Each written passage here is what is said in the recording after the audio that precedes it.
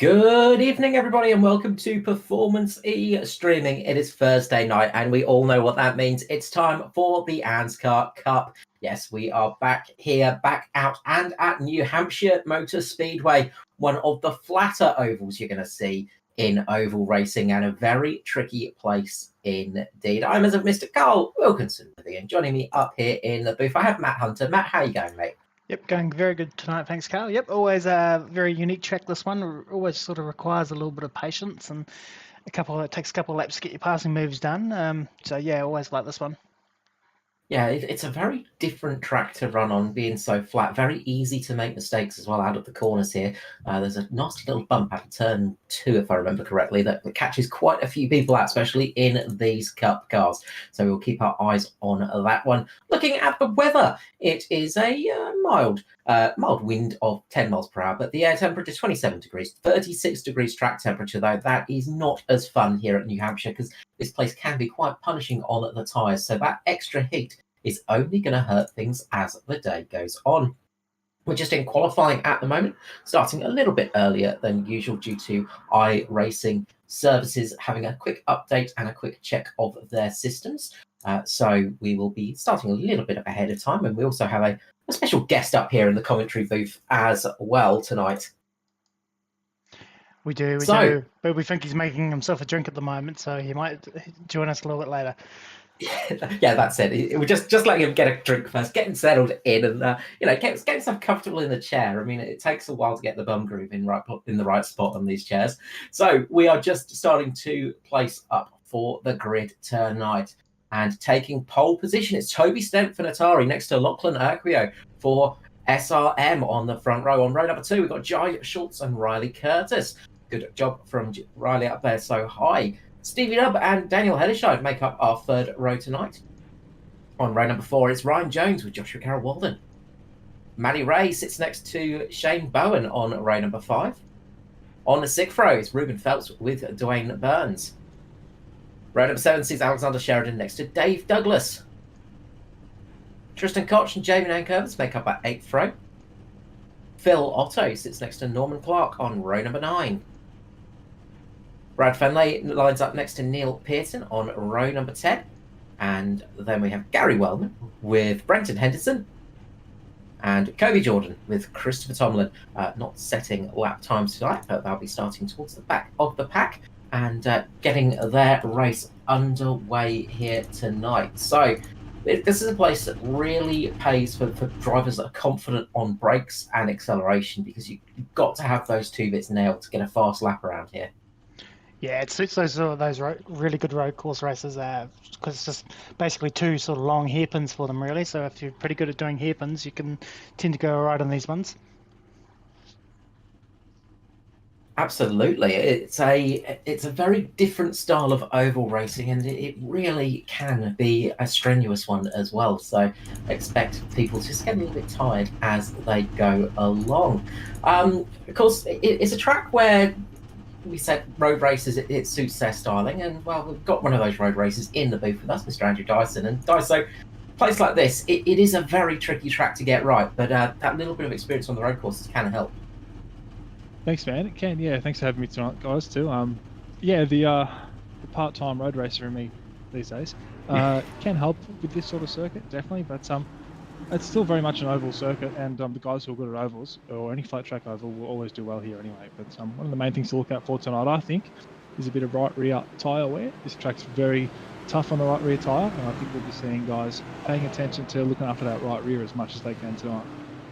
Yeah, absolutely. Tyre wear is a real key feature, especially on a flatter oval course. And the smaller ovals and the flatter ovals tend to be very punishing on tyres, and reward those people that can look after them and really punish the ones that can't look after them. So look, we'll see who has got that right tonight. Of course, there's also the little bit of tweaking they can do in their first pit stop. Of course, everybody starts on the same setup, and then after the first pit stop, they can change. Well, in the first pit stop, they can change a couple of things like tyre pressure and the bump. Pace car will be pulling in, I think it's just the one lap. Yeah, it's just one lap. So we're about to go green here tonight. It's Toby Stent, Lachlan Urquio leading away. I'm going to shut up. Let's enjoy these cars. Roll away here at New Hampshire.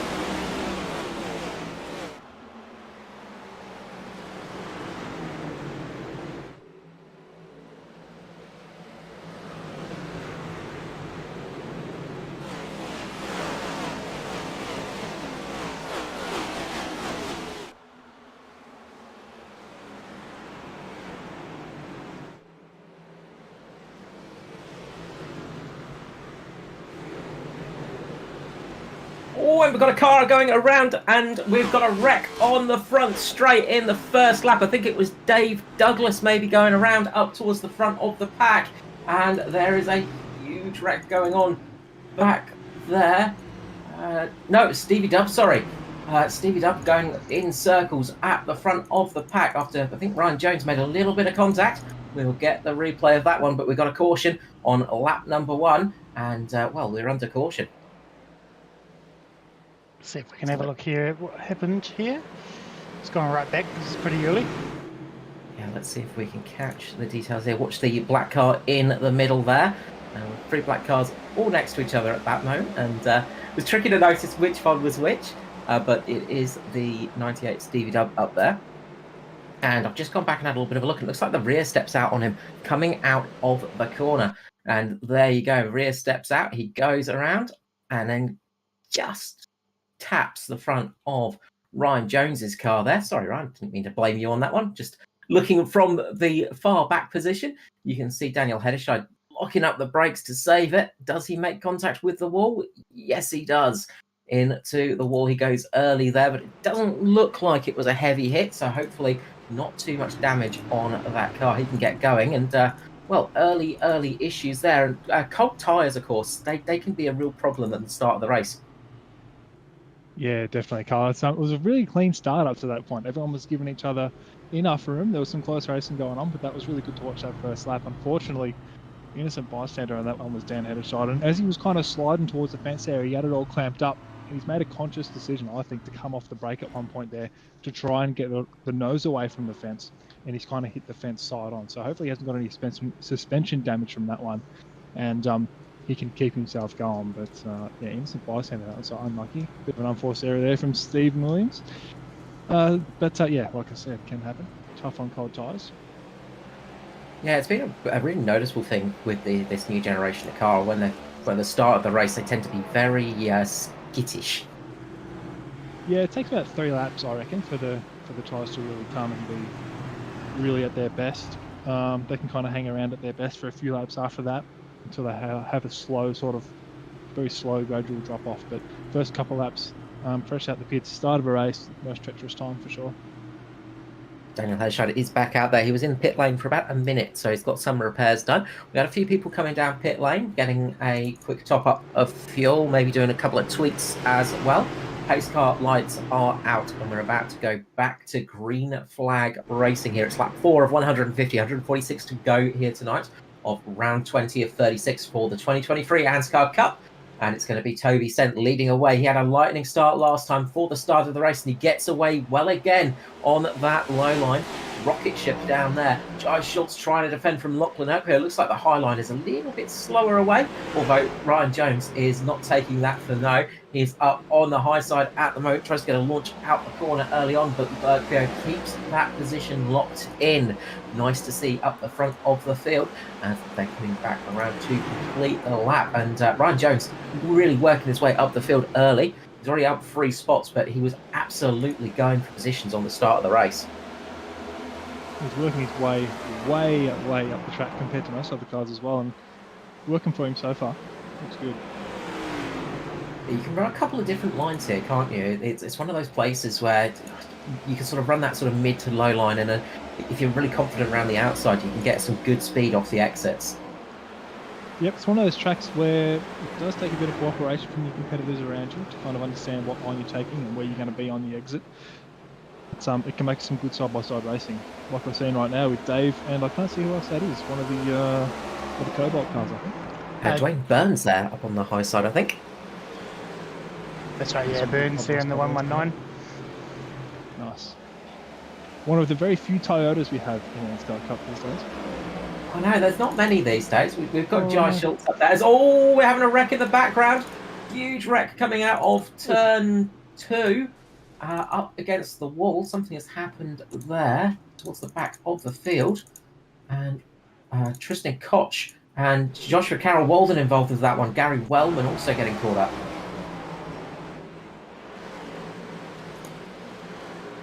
Alright, let's see what happens here.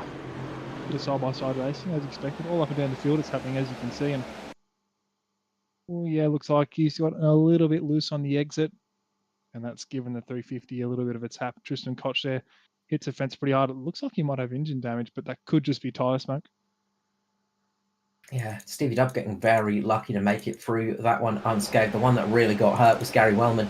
He went heavy into the barriers, and I would say it is the end of the night for the 45, as that engine sounds like it has gone.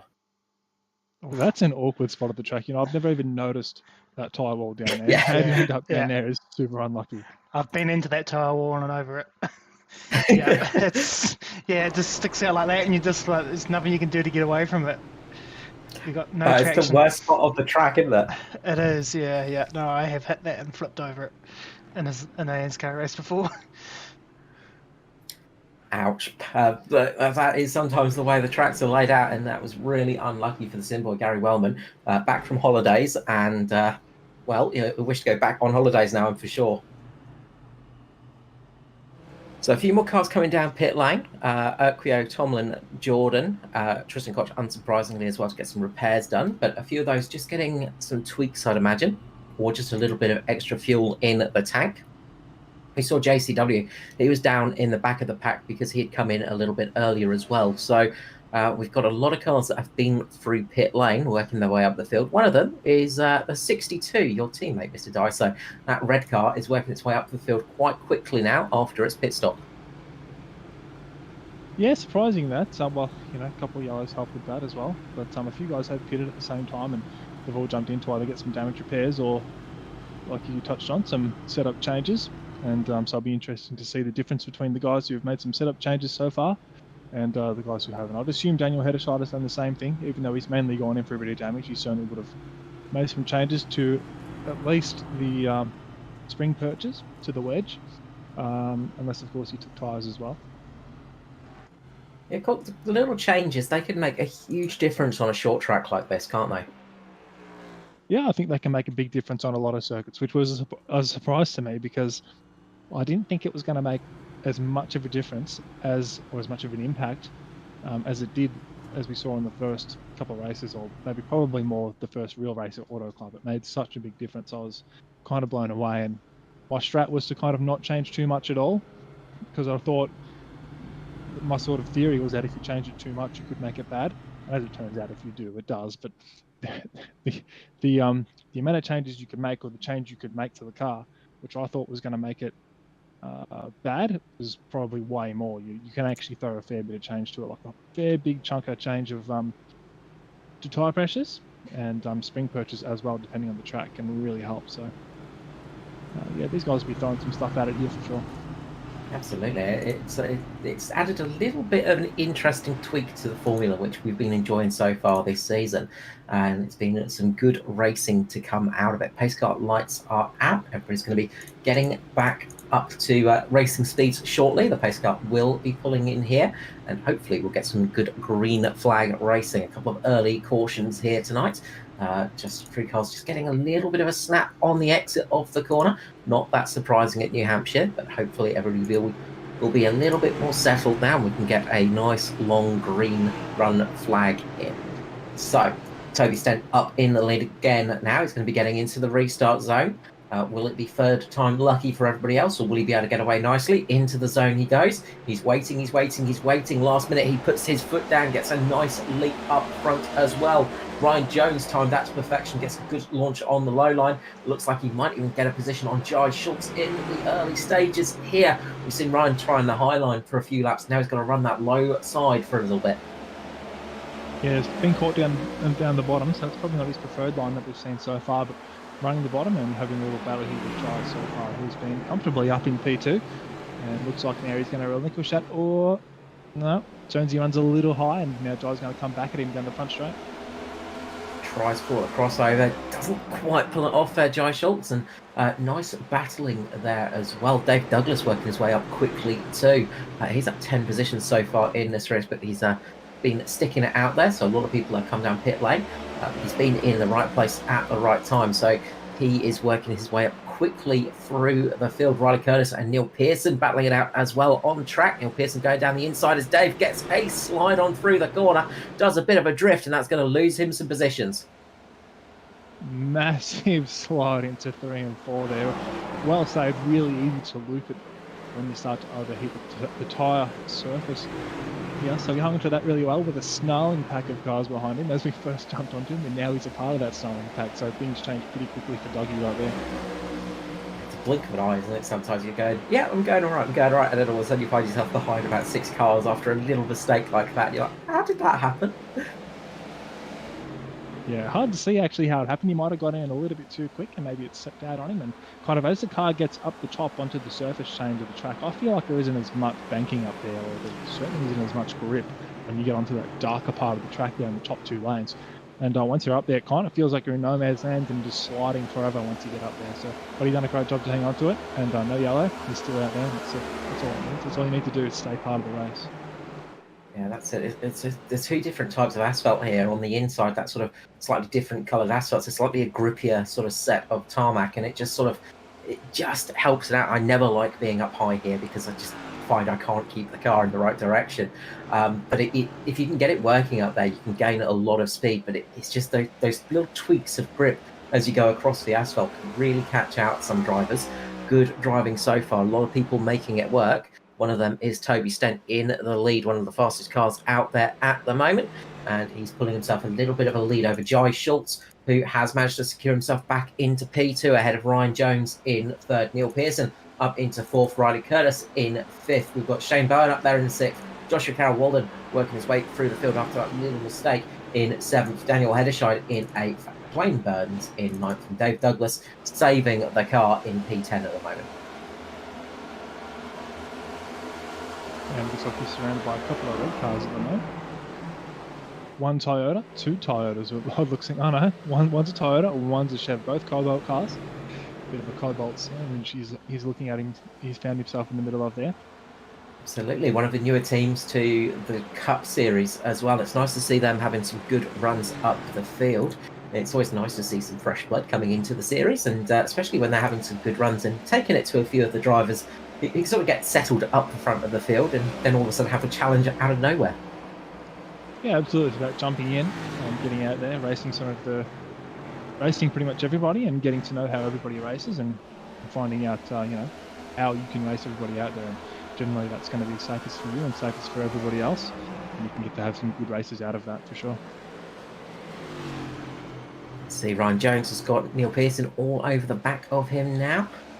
With that car that has been down the lane, so a couple of little tweaks to the 62 and seeing if you can take advantage of that one at the moment. There's some good racing going on throughout the pack as well. I was watching Stevie Dubb battling it out with Norman Clark a little bit earlier, and Stevie Dubb's managed to work his way back up there as well. Looks like that car got away unscathed from his little moment earlier in the race. Phil Otto as well moving up the field a little bit with Ruben Phelps harsh on his heels. The SRM team are going to be hoping to get another good finish here tonight, as they've got a lot of cars at the moment in the positions for the playoffs on points alone. So they'd love to get a win and get themselves locked in, but they're in a good position at the moment on points as well, as we see Josh Carroll Walden and Norman Clark battling it out on screen. Norman right on that inside line at the moment as we jump to a replay. Yeah, I suspect there was a little moment there. Go ahead, Matt. Yeah, there was a little bit of bit of smoke in the background, and so JCW had a little bit of trouble. Bit of contact in the corner. Oh, he's giving him the straighten up. Oh, don't tell me there's another.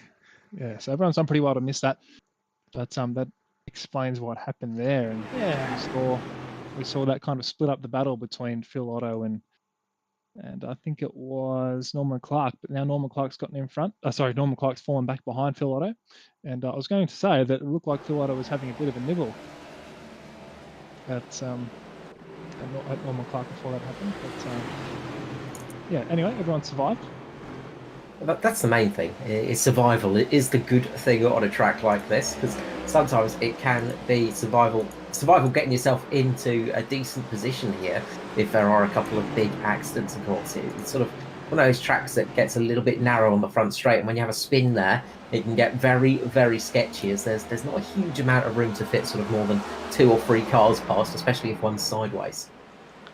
Yeah, it's funny, isn't it? You can make the track as wide as you like, and it can get wider and wider and wider and wider, but still, usually, the optimal line, the optimum way to get around the track is only as wide as one car. So it's not really a surprise when cars tend to come together too often. But yeah. Anyway, we see Tucker got Stevie Dub having a go down the inside of the 555 here with a recovering JCW right behind, and he gets something done. Does Stevie Dub? Guess we're good at racing here, and JCW now making a move on Sheridan. Round two around turn 1 and 2. No, I think there's his teammate. I think he had a bit of contact with Bowen. There's Shane Bowen's in the Cobot team as well. He's up in the 7th spot. Gotcha. But he, in JCW's mind, he might have just saw a red car and what up to him. It's like showing red to a bull, isn't it? Blood red cars for the new blood. It's nice to see a red car doing well on the track, though. It doesn't happen much these days. Toby Stent up in the lead at the moment. John Schultz closing the gap with Ryan Jones right behind him. The gap has closed a little bit up here at the front, so we are starting to see some good action. And we've got a Ford, a Toyota, and a Chevy up there as well. All three manufacturers up in the front three as well. Nice to see when that happens. Bit of parody. The buzzword parody. Good racing happening here, though. A few different lines happening. Ryan Jones still running the really high line. Looks like Jai's kind of sitting really close to the back of Toby Stent here, and he's kind of just searching for a bit of clean air as they're running behind. And right on cue, he follows his wheel tracks exactly, almost, does Jai Schultz. But yeah, looking for a bit of clean air, trying to get some good runs off the corners and see what he can do. Or maybe he's just trying to chill out and look after the tyre by running it some clean air. Either way, it looks like they just put a little bit of a gap on Ryan Jones over that last couple of laps, maybe the last few corners. Yeah, the ebbing and flowing of the racetrack at the moment, and we saw in the early stages Toby Stent pulling out a bit of a gap, and then that closes down and then starts to pull out a little bit of a gap as well. Top 5 at the moment, well, top 6 I should say, are sort of getting a bit of a gap over 7th. Daniel Hederscheid in that group as well. He's managed to get himself back up in a 6th, and he's got Shane Byrne behind him, and there's a sort of healthy gap between those two cars at the moment. So the top 4 have got a little bit of a gap, and then there's a nice gap down into 7th from 6th as well. And you sort of tend to find this happens at a track like this. You get a lot of spread starting to happen as the race goes on. It won't be long until we start finding a couple of cars falling down a lap as well. Yep, and we're just seeing Daniel Hederscheid come up the inside of Riley Curtis now as they run side by side down the front straight. Hederscheid's been slowly catching up to Riley Curtis these last few laps, and it looks like Curtis isn't going to fight that one too hard. He's going to save himself for another day later in the race. And Hederscheid recovering well so far, so I'm thinking that car doesn't have too much damage, Carl. Yeah, it's looking pretty quick still, which is good to see. It's nice when you see a car get back out on track and not be slowed down too much. Bit of action going on a little bit further down the field as well. Brenton Henderson, Phil Otto, and Lachlan Urquio battling it out on track as they are trying to work their way up the field. As very close to Phil Otto's door there goes Lachlan Urquio, as they are side by side as they come across the line. Down the inside goes the 42, and that car's got some pace tonight, and after a couple of little tweaks is working its way back up through the field at this moment, and seeing what he can do in the SRM machine. A little bit further up, Dave Douglas is trying to make a move on Stevie Dub, and Joshua Carroll Walden is trying to make a move on him. It's a three-way battle here for at 9th, 10th and 11th place. JCW gets a run down, start-finish straight. It's going to look to just go a little bit deeper on the brakes. Down the inside he goes, sails it through, pushes himself in, comes up in front of Douglas and makes the move. Yeah, again, looked like Dougie wasn't going to fight that one too hard, although if JCW went in a bit too quick, it was there for the taking, but not to be this time, so JCW makes up another spot. And hopefully we can see these guys stick together, because you never know what might happen throughout the end of the race. They could be battling the whole way. I was about to say, Douglas, he's one of those web drivers that will, if he knows there's a really fast car behind him, we'll just go, yeah, okay, I'll just make it a little bit easier for you, and then just sit in behind you and use you as an opportunity to get past other cars. So I wonder if that's what's happening up the front. Neil Pearson's making a move on Ryan Jones now for P3. Down the inside goes the DPR car, and up in front of Ryan Jones, the 62 makes the move on the 11. as Neil Pearson is absolutely rocketing his way through the field at the moment, looking very comfortable in that car, and getting up the field nicely after that early stop. Yeah, so like we saw, he capitalised on that short run before the second yellow, and he's obviously made some changes, and now he's finding his way up there quite nicely so far. So this pace isn't much better than everybody else around him. I mean, Toby's probably consistently one of the fastest cars on circuit. Jai as well, Daniel Hedershide. So it's all pretty close amongst all these guys at the front, which is going to make for a really good race if this stays green for a long way.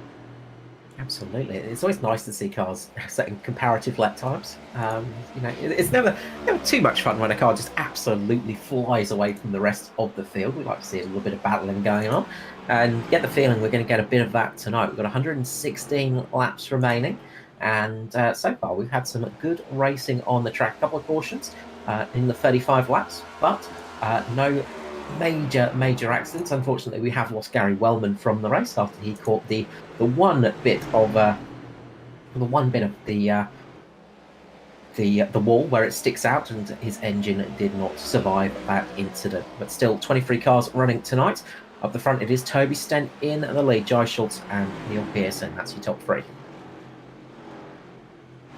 Yeah, so next closest battle we've got down the track, we've got 4 cars, which is sort of rounded up by Lachlan Urquio and led by Ruben Phelps. So a couple of team cars there. Even Brenton Henderson a part of that one, and it's Alexander Sheridan in that little schmozzle we got run on there. But these are SRM cars sticking together tonight, making their way forward slowly all together, and that seems to be working well for them because they are sort of sneaking into the back of the top 10 now. I think all of them have made a stop as well. So they've all done a little tweak to the car, and it's working out for them at the moment. We've seen our SRM working very well with each other this year. Slightly bigger team as well, with quite a few cars on the track, and that's been helping them out a little bit, just getting extra practice in, and a little bit here, a little bit there, but they've been working very well. Brenton Henderson, good to see him back out on track after computer issues, unfortunately for him, cost him a couple of good results over the past few days. Hopefully, touch wood, fingers crossed, we will not see a similar thing happen tonight. Meanwhile, we have got Stevie Dubb all over the back of Dwayne Burns up in 8th and 9th. I feel like we need to start calling Dwayne Rowdy Burns. Because that is a good NASCAR racing name. This is a close battle here between these guys. They're setting very similar lap times, and you can see Steve, he's kind of going high, he's looking low up different ends of the track, and that indicates to me that he wants to get past Rowdy Burns. And here we go, a dive down into turn 3. Not going to pull it off this time, but this will be side by side down the front straight if they can play it well.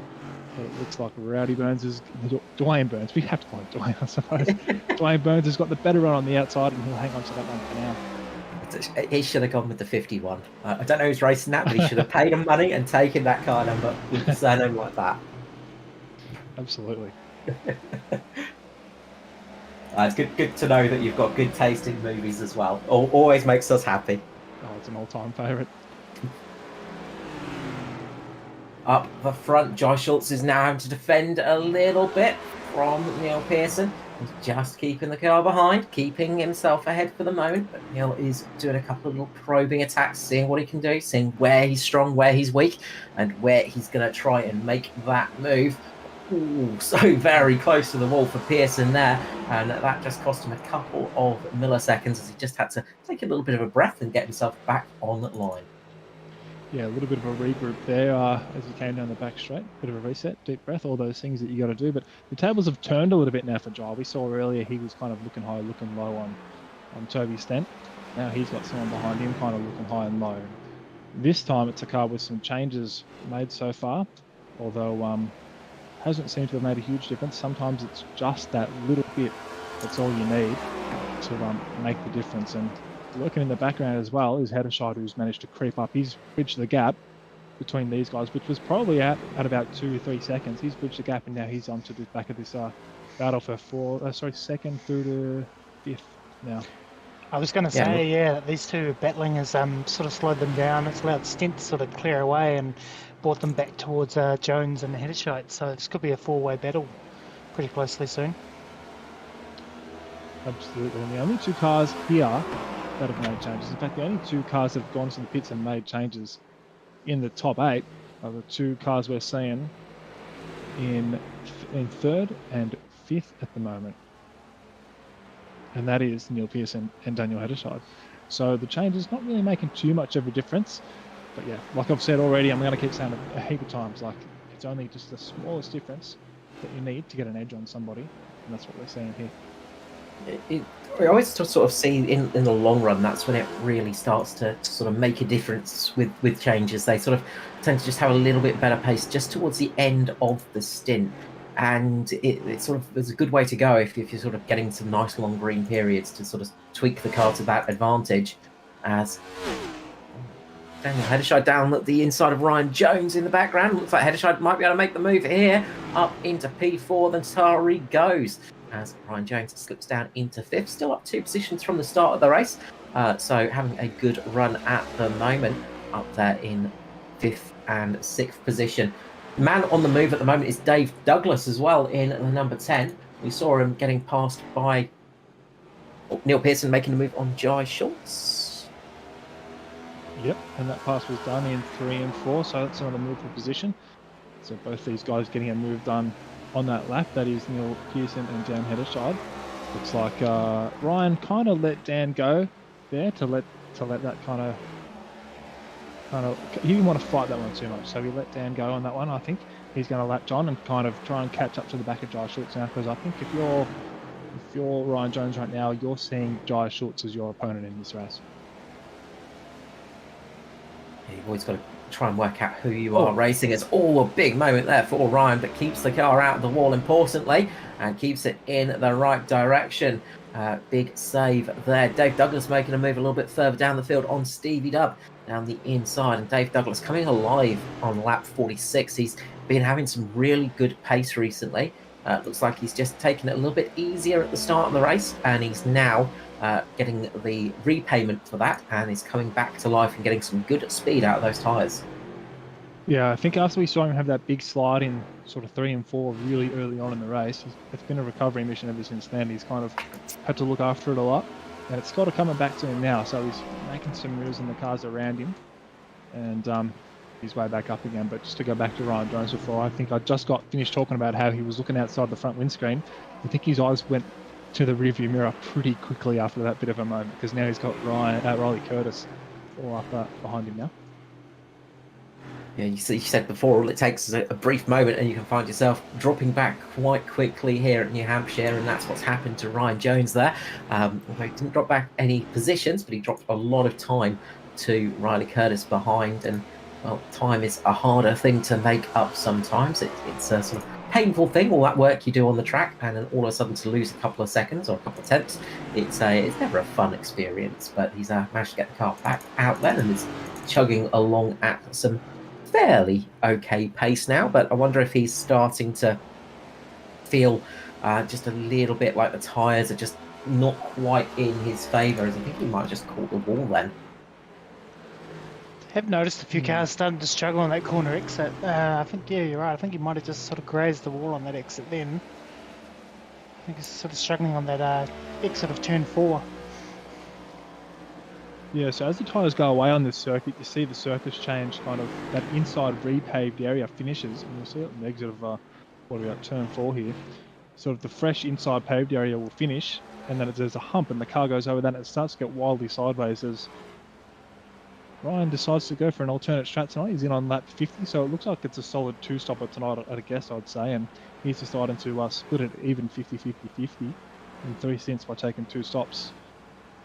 So first stop tonight, Ryan Jones. Yeah, this is going to be interesting information to see how the tyres go on the car. Some fresh boots for Ryan Jones could be an advantage here. We'll see him take left and now right. Oh, right and now left, depending on which way you're looking at. And out he comes. And he's going to be hoping not to see that dreaded yellow flag appear now as he gets back out on track. And we'll be getting up to speed here and getting himself some good lap times as he's on those fresher boots. It should make a bit of a difference. They've gone down from the start of the race about 31 deads to 31.7s, 31.6s at the moment. So there is that bit of drop off. And look, if it runs green, this could work out for Ryan. But we'll see how that one goes. Riley Curtis also coming in pit lane. So Riley's decided that's going to be the person he's racing. He wants to cover off Ryan Jones tonight. Tristan Koch coming back out on track as well after some lengthy repairs to the 550, but getting it back out and up to speed. Oh, Dougie's got a big slide off the exit there. He's still recovering it. That's always awkward because when you come out of the pits there and you've got two cars on the outside of you, every one of those cars that's there gets a call for 3 wide, and it can spook you pretty easily. So I doubt that would have happened to Dougie. He's got plenty of experience to know exactly what would have been happening there, but looks like he got a little bit loose on that transition on the exit of the corner. He's lost a bit of time there. I didn't see if he was actually racing that car for position, but I think it was Dwayne Burns. So I'm tipping he was racing that car for position. Yeah, I think he was trying down the inside of the car there, and it's just a little bit tight. And again, just got a little bit unsettled by one of those bumps here, and its back end steps out and does a good job of not sliding it around too much. Recovers the car, just dips it in the grass and keeps on moving. Grass. Yeah, just clipped the grass, but yeah, not too much harm done there. I mean, yeah, good job to hang on to it. And he's still racing Dwayne now, so still racing Dwayne Burns now. Yeah, has a big moment like that, doesn't lose a position. Rowdy feed him the grass.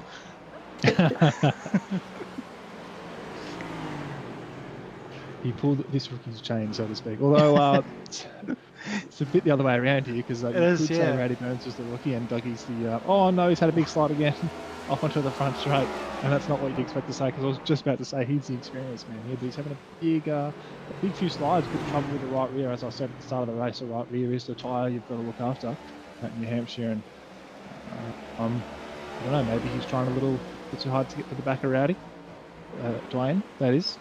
Or maybe he's just overheated it a little bit and struggling a little bit.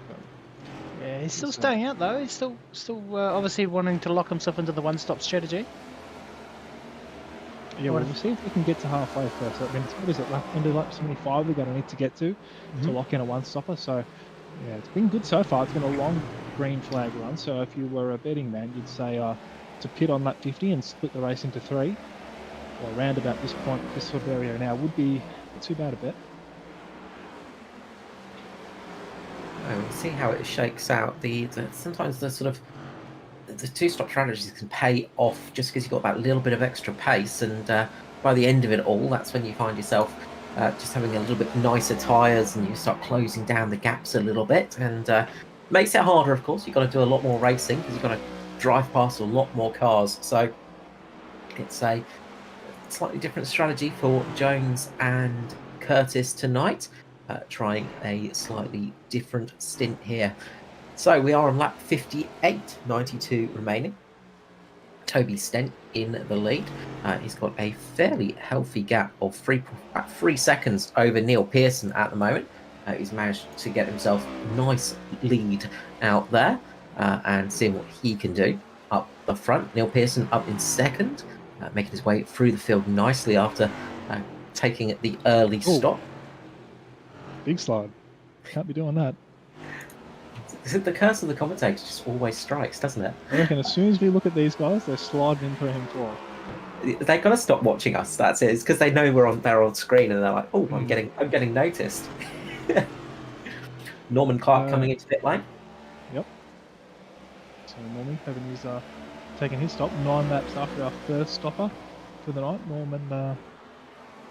Slow and steady tonight, as always. Not slow and steady, we can't say it's slow and steady, but very on the side of caution, as always, and he's always waiting for the end of the race. He's all about the end game, I think, normally is. So, with the eye on the long run, the eye on the long game, decides to come in at lap 59.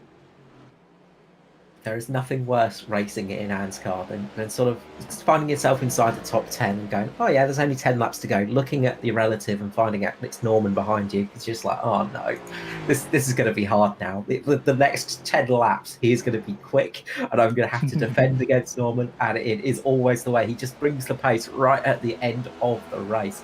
And that is where he will absolutely go. Great guns. Joshua Carroll-Walden coming in pit lane. He's one of those cars that made an early stop as well. So He's coming in now to slap on a fresh set of tyres, deciding to sort of go for either a 2-stop here or coming in for an early 1-stop as well. Still 89 laps remaining, so just deciding something a little bit different there as well. So I wonder if we'll see a few cars pulling it in when they know they've got enough fuel to get to the end and they feel confident on tyres as well, and try an early 1-stop, whereas others will try for the later one, just in case there is that caution flag. Absolutely. So we're in a phase of the moment at the moment of the race where it can go wrong, completely wrong for everyone who's pitted, or it could be an absolute blessing for everyone who hasn't yet, which is always interesting and awkward, and it can get pretty tense out there when you see guys going side by side and you've pitted already. You don't want that yellow. The only thing you're saying to yourself, and you're trying to say out loud to the cars around you, is please don't wreck, please don't wreck. Yeah, there is not a worse feeling in the world than coming in for an early stop and then seeing the caution flag and going, oh no, I'm going to be trapped down a lap or 2 laps now, and that's it, night over and done with. But, you know, you can never give up, because sometimes it can come back to you. You never know how a race is going to unfold, but it's always nicer to be up the front than at the back of the field in the mid stages of the run. Daniel Hedersheim trying to close the gap on Neil Pearson at the moment, not making too much headway, but he is. He's getting a little bit closer as these laps goes on. That Atari car has definitely got some pace in the long run, and they're sort of catching lapped cars as well, and that's sort of taking away some of the front runners' pace. So could see some chances, some opportunities coming as they're going past lapped cars here, and as cars come out on fresh tyres as well, it can sometimes put you slightly on the wrong line as they pass you and cost you a couple of tenths. It can cost you a bit of time. It can cost you a little bit of tyre as well. If you end up in a part of the track you don't want to be and you're not familiar with how the car runs down there, you might have a bit of slide, you get a bit of heat in the tyres, and it might look like it costs you that little bit, just that one time you have to pass a slower car, or even if you're the fast guy going around, you kind of have that little bit of a slide, and that can affect you over the next few laps. So there is a residual sort of penalty you'll pay sometimes for having to deal your way through some traffic, be it a car in the lead lap or a car working his way back to the lead lap. So you do need to be super careful of that as well, to try and look after your stuff as much as you can, even though you need to go as fast as you can when you're that guy taking that early stop. Absolutely. Time management is a key feature on the oval races, and it's sort of one of those things that gets overlooked sometimes. It's sort of, you just think, yeah, just go out and go as fast as you can, but there's a lot of different little strategies to play with. You know, fuels, keep saving a little bit of fuel here and there, saving a little bit of tyre here and there, and also trying to go as fast as possible, and trying to balance all of those things at once is never an easy job. Yeah, it's not quite as simple as just going out there and going as fast as you can, but I think everyone knows that. So yeah, there's a lot of sort of things on your plate, cars around you, like you can see right now. The leader's dealing with the lap car, and Brad Fenley looks like he's making his way back past in his classic BB paint job this week. Yeah, absolutely. Running that in the Weekend Warriors Retro round and keeping the paint job on there. Very snazzy looking paint job as he just goes underneath Toby Stent to get one of his laps back. Brad currently 2 laps down. But hoping to make that just a single lap down as he's got some fresher tyres on his car, and he is going to take advantage of that. And right behind him is Ryan Jones trying to get his lap back as well. So this is going to be a crucial moment for Jonesy to get his lap back, just in case the caution does fly. Oh, good bumping there, I think, between Toby Stent and Brad Fenley. That's certainly not what you want to see if you're Ryan Jones. But yeah, you're right. Ryan wants to he's in a good position now because that's Lucky Dog. So anyone who's in the Lucky Dog position does have a little bit of feeling of relief, but for sure he'll be looking to get past without sort of slowing down the leader too much, and without slowing him down too much as well. He'll try to get that done and then get on his way. He can sort of breathe a little easier. So if a yellow does come out, at least he knows he's on the lead lap, and he can sort of reset should everyone need to take another pit stop under yellow. We almost had that caution flag coming out. Lachlan Urquio and I think it was Christopher Tomlin, they made contact in turn 1. Heavy damage to the 42, unfortunately. A car that was looking very quick tonight. Let's go back and see the replay here. Oh, no. Yeah, it's a bit of an awkward touch there, wasn't it? Yeah. Yeah, made heavy contact and sort of looked like maybe Tomlin on fresher tyres, maybe. Just like braking a bit later, has just gone into the sort of side and the back of Urquio and it's unsettled the car, and heavy damage for both of those vehicles, but no caution flag out, crucially, for those guys that have made a stop. But that's going to be unfortunate for those two, as it's going to mean coming in under green.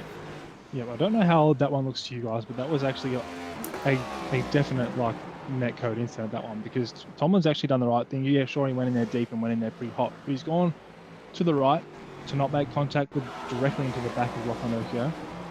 And as he's sort of already gotten all the way around him, bang, there's contact out of nowhere. That's absolutely a net code hit. So yeah, really unlucky that one there for both parties involved. You don't want to see that sort of happen. No, it's always the other thing you got to think of when racing is that net code part of the race, and just giving a little bit of extra room just in case that happens. And you can see there from that shot exactly that happening.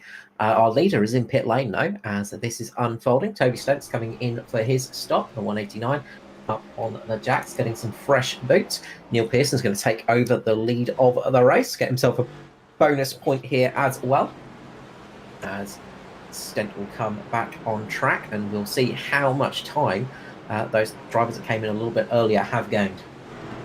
This is pretty big too, because we had a yellow at the start of the race, which is an opportunity to save fuel for the cars that didn't pit, and the longest that Toby was able to get to was at the end of lap 72, or the beginning of lap 72. So he's not quite made it to halfway. Neil Pearson, Daniel Hedershide, Jai Schultz, even Shane Bowen, Dwayne Burns, two Cobalt cars, they're still out there and still kicking around, and they're coming up on halfway now. It bodes really well for those guys. Yeah, if they can save all 75 laps. Sorry, just had to finish that one up. Oh, that's all right. Jai Schultz coming into the lane now. So Burns and Bowen are going to stick it out for a little bit longer. So those are the only two cars out there that haven't stopped yet, the two Cobalt cars.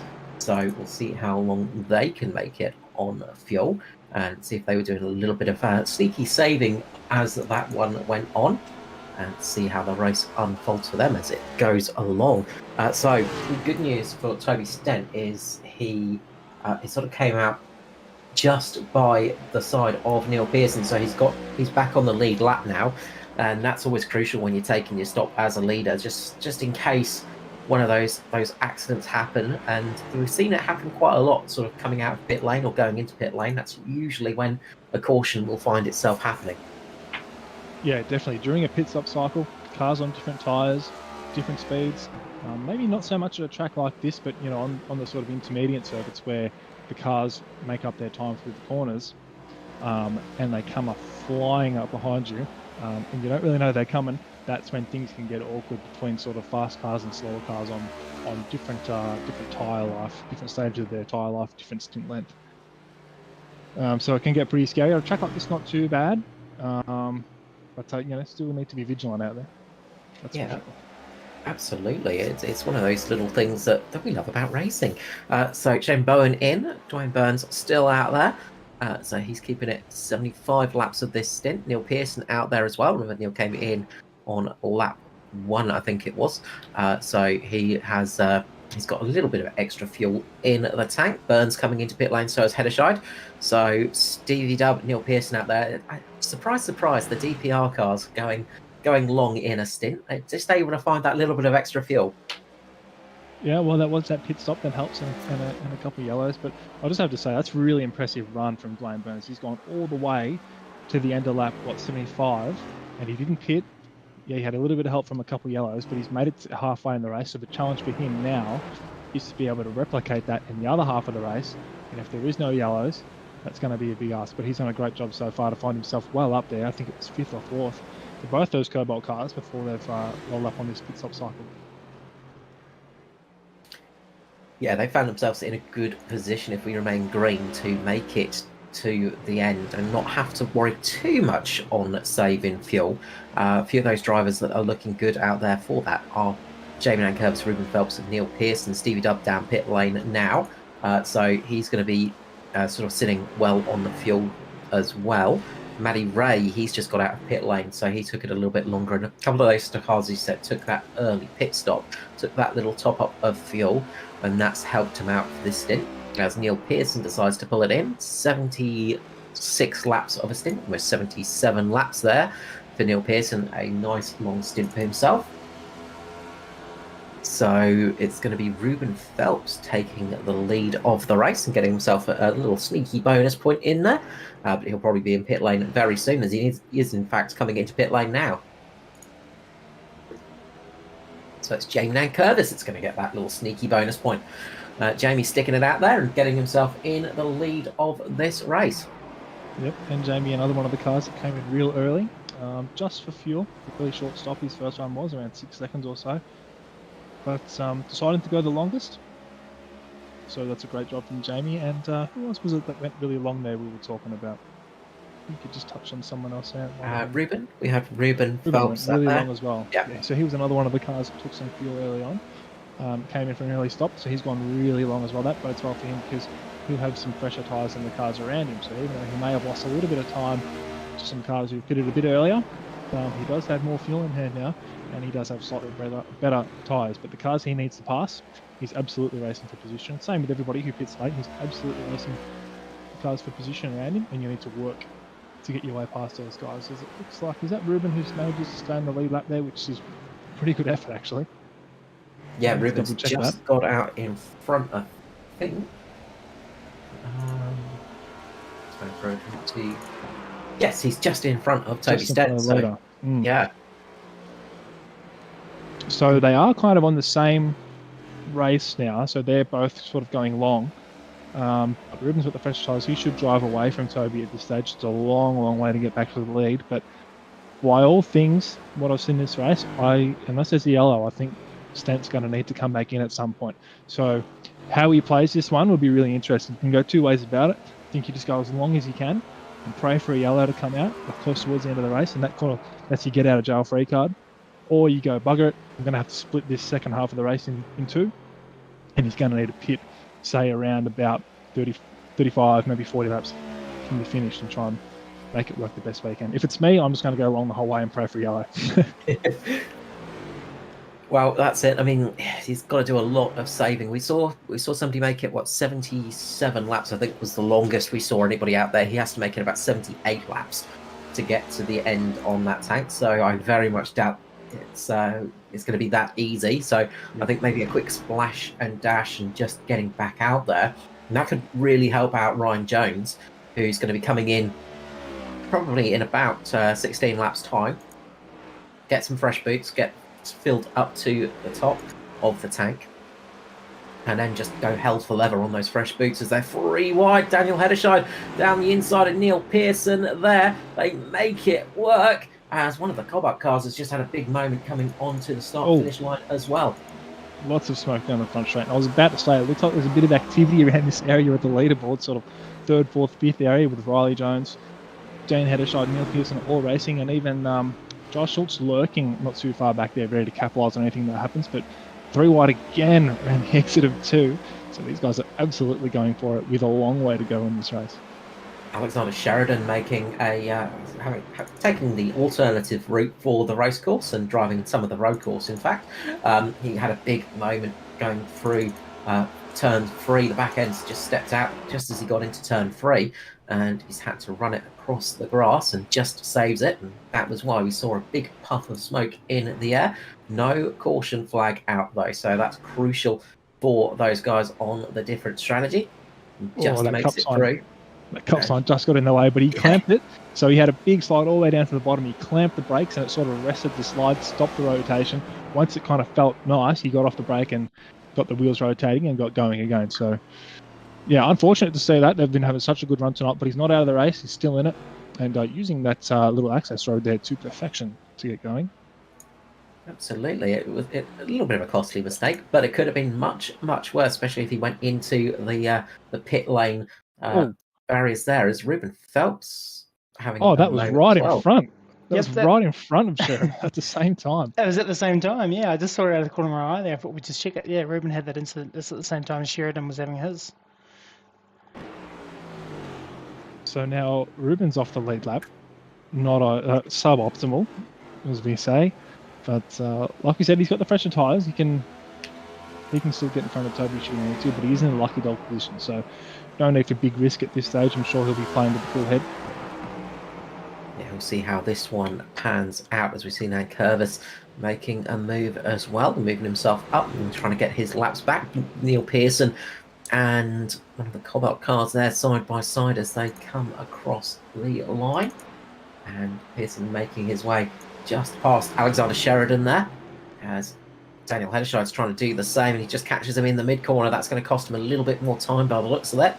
And this is the ebbing and flowing nature of passing cars on a racetrack. Sometimes it can get done in a nice spot where it can gain you a couple of tenths of a second, and sometimes you get held up.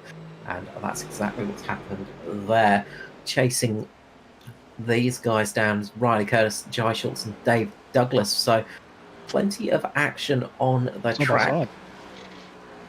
Oh, they're so close down the front straight. Don't be doing that, Riley. That's Riley Curtis on Norman Clark. By looks of things, they're getting super close to one another. That's a late race, close racing there, especially when you're not racing that car in the lead lap. But Riley's trying to maximise his corner entry as he comes down the front straight, and maybe he's kind of hoping that Norman will roll out a little bit for him. But Norman's having his own race out there, so he's going to be doing his own thing. I was going to mention, it looks like we're having a bit of a crossover phase of the race here, and Ryan Jones just lost a whole heap of time as well. Tip and Maddie's got a bit of a replay lined up because Ryan Jones was 4 seconds down the road, I think, or a couple seconds down the road from Neil Pearson. And I was going to mention that a bit of a crossover phase was happening in the race where you're seeing the guy who pitted on lap 50 is now falling back behind the guy who pitted on lap 80. So I don't think that two-stop strategy is going to work out, but certainly not when you have a big slide and a big moment and lose a whole chunk of time. Yeah, I'm just going back and having a bit of a look at that myself, and most of it I think was just the tyres just falling off a little bit. I've not sort of seen a major incident for Ryan. Yeah, so mostly just difference in tyre life, I suppose. That's making the difference there. These guys have come up behind him. They've come up around him. They've rounded him up so quick it probably looks quite dramatic. I think yeah, half a second a lap difference in time is what the difference was. I'm not seeing any sort of events that might have caused a big loss of time. Yeah. There you go. So if Ryan does stick with the two-stop strategy, which I'm tipping he will do, I think we'll see him come in within the next 9 laps if he decides to pit on exactly lap 100. Yeah, you've got to think he will want to try and come in. So he's got a little bit of defence left, but he needs to really make up for that time as well, as if he's hoping that everybody else has to make another stop too to sort of gain back some of that advantage. And I imagine he's going to be hoping that they come in for fuel only and not worrying too much about tyres, and trying something different and not looking like it's going to work at the moment. But I would love to be pleasantly surprised. Yeah, crazy things have happened, and like you said, if everyone does have to pit again, this could work. He could find himself far enough down the road to sort of be in good position at the end of the race to pretty much make a race of it, make a battle of it. Because at this point of the race, you're not battling; you're trying to run your own race. As he is running his own strat, he wants to go the quickest way he can without interference from anybody else. And that's what he's doing at the moment. So over the next few laps, yeah, he'll pit, he'll come out, he'll try and go as long as he can, pray and hope that everybody else needs to pit again, and something may happen. But I think everybody else who needs to splash and dash, maybe, I think probably the most prominent person and suspect we have of those people at the moment would be Toby Stent. If he needs to take a splash and dash, I think he'd be crazy to not at least take 2 tyres, depending how far he goes into the stint. I mean, if he goes early, he's going to take 4. If he goes late, he's going to take 2 under green flag. But yeah, we'll see how it goes. Yeah, we have heard he's been practicing some of the fuel-saving techniques as well, but it would be a heck of a lot of fuel saving needs to do to make it to the end from here. Yeah, absolutely. I mean, he was a long way away from making it halfway of the race, and like I've said, we saw those 2 yellows at the start of the race, which are opportunities there to save bulk amount of fuel under those 3-4 lap cautions times 2, so 8 laps or so. So yeah, he's definitely gonna have to come in. But with that in mind, I mean, I'm gonna keep saying everybody else out there are not out of the woods yet. Like if you're someone who's gone as far as you can, like Dwayne Burns, for example, like you still need to try and maximise or be as efficient as you can to get to the end of the race, because you can't expect a couple of yellows to come out to help you. You need to be doing the best you can and preparing for the race to go green the whole way, pretty much, if you're in his position. Yeah, it's always one of those things when you're racing. You cannot bank on a yellow, because when you start banking on a caution, it's going to completely ruin your race. Yeah, definitely. There may be the odd, rare scenario where that's your only hope, but it's a low percentage sort of wing it a prayer thing that you're kind of hoping for, isn't it? Yeah, it's one of those things that I would do, but that's because I don't have the pace to run up the front. Well, absolutely, and that's the beauty about ANZCAR this year with the different setup. As long as you roll up to enough races, if you are in a position to capitalise and jag a win, you're in to the chase, and that's why I'm probably surprised we haven't seen a whole lot more of it. But guys are out there sort of taking the risks, sort of the low percentage moves at the end of races to kind of get themselves up there and try and jag themselves a result that gets them in. Absolutely. Riley Curtis is trying something different because he's in pit lane right now. So we saw Riley come in about a lap or two after Ryan Jones, but the 093, that pretty paintwork as well with the Performance Extreme logo down the side. He's come in right now, so he's trying that two-stop strategy. He's coming in right now to make it to the end of the race, get those fresh boots and start putting in some pace laps. So will we see Ryan Jones ducking down pit lane in the next lap or two? I would have to say that's a definite maybe. So we'll keep an eye on that one. Well, here he is, 3 and 4. It's the end of lap 100. He's up pretty high on the track. We've seen him do every single lap. And he's continuing on. So a slight change of tack here for Ryan. Be interesting to know what exactly is going on in the brain of Ryan Jones here. What exactly is his strat? To go slightly longer in the middle of the race, but or towards the end of the race now, really. We're well into the second half. So interesting to see what he's doing. I still think we'll see him come in fairly soon. Yeah, of course. He'll be listening to us now and he'll be like, no, I'm going to do the opposite of what you say, just because I want to make sure that you want to make sure that we can prove you wrong. Yeah, so that's the worst thing you can do. That's the worst thing. Run your own race. Don't worry about what anybody else is doing or saying. Okay, he's already made up his mind at the start of the race and committed to this 2-stop, 3-stint race. Like he needs to stick with that, in my opinion. Maybe hoping to have slightly fresher tyres at the end, just taking this stint a little bit longer to see if he can take advantage of that. And he's sitting in 4th at the moment. He's got Jai Schultz closing him down from behind, but not at a huge rate of knots. But I've got to say, Jai's looking like he's got a little bit more pace in that car on his 30-lap old tyres compared to Ryan's 53-lap old tyres. So we will see what unfolds here. Lap 103 of 47 laps to go here tonight for the 20th running of the 2023 season. We are here at New Hampshire tonight for the Cup, and look at Jai Schultz. He's going to go down the inside here, and let's see if he can make this move work out for him. He looks like he's got some good traction down on the low line, side by side as they come across the line, and the 27 looks like he's about to make that move.